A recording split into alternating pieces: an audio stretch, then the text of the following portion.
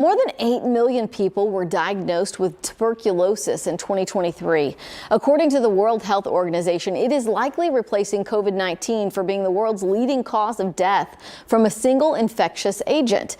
And while continuing on a downward trend, tuberculosis is a health problem in Houston. Joining us live with advice on preventing the illness, I'm talking with Chief Medical Officer for the City of Houston, Dr. David Purse. Good morning.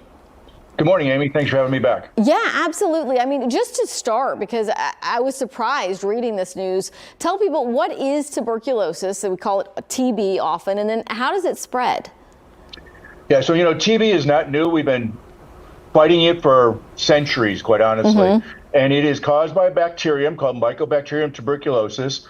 It largely sort of sets up shop in your lungs, and it is easily spread, unfortunately, from one person to the next through that mist that comes out of your mouth, particularly when you cough or sneeze, but even just singing or talking will allow it to spread. And here's the thing, we think that for every one person who's infected over a course of a year, they could infect 10 to 15 other people just within 1 year.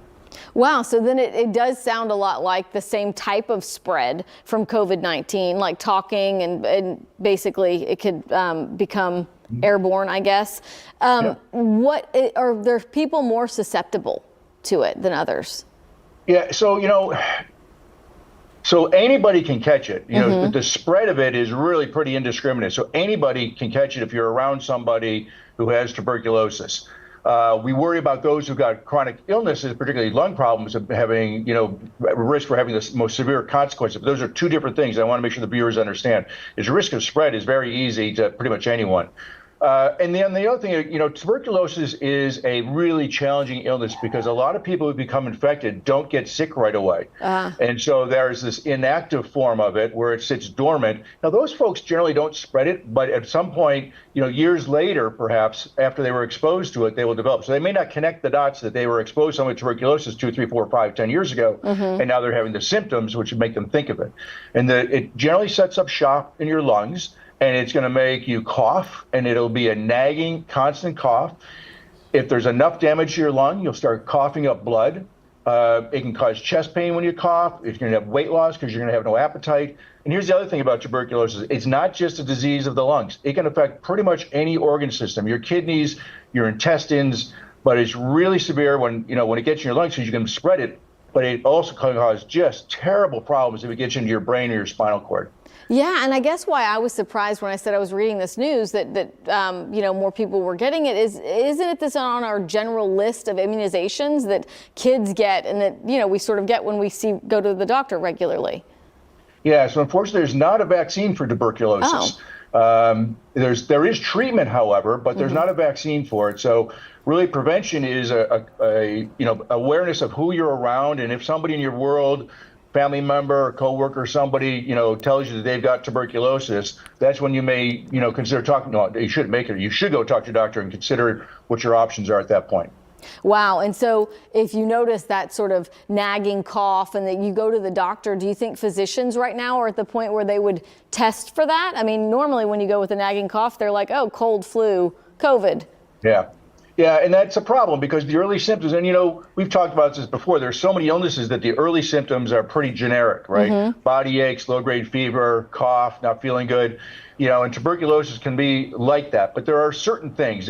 You will often develop night sweats that other illnesses don't cause. If you're coughing up blood, we talked about. The loss of appetite, that can be a generic one as well. The exposure. The other thing is that if it doesn't go away, then your doctor's going to start thinking about tuberculosis. And fortunately, it's easy to test for. There's two ways to get tested. One is a blood test, and you go and they'll get you the results.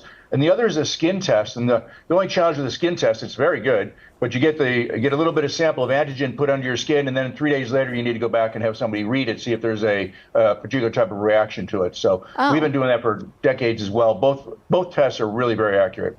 And so then what should Houstonians do if they think, hey, I want to get tested, I want more information? Is just your own doctor the best place to go, or where could they head?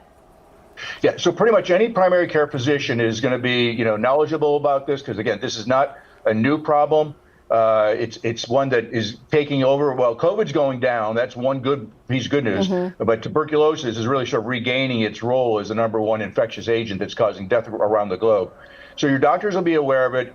The Houston Health Department does have a tuberculosis control program. We've got them at 2 of our locations. One is the Northside Chest Clinic. The other is the Sunnyside Chest Clinic, and it is staffed by physicians who have special training and experience in taking care of patients with tuberculosis. These 2 clinics from the Houston Health Department are generally referred for patients who can't get care elsewhere, because most of your health care plans and most clinics are going to be able to take care of you for this. One thing people should know is that the treatment is with medications, with pills, but it can take a long time because tuberculosis is very tenacious and it digs in and it's hard to get to. So the course of medications can go for several months. But we do have people that will, for anybody, if you can't get treated anywhere else, you call the Houston Health Department at 832-393-5189. I'm sorry, 5169, or you can go to houstonhealth.org. Okay. I want to make sure I get the right number there. All right, and we'll make sure we put this interview up online so people can catch that in case they missed it here. Dr. David Persch, thank you so much.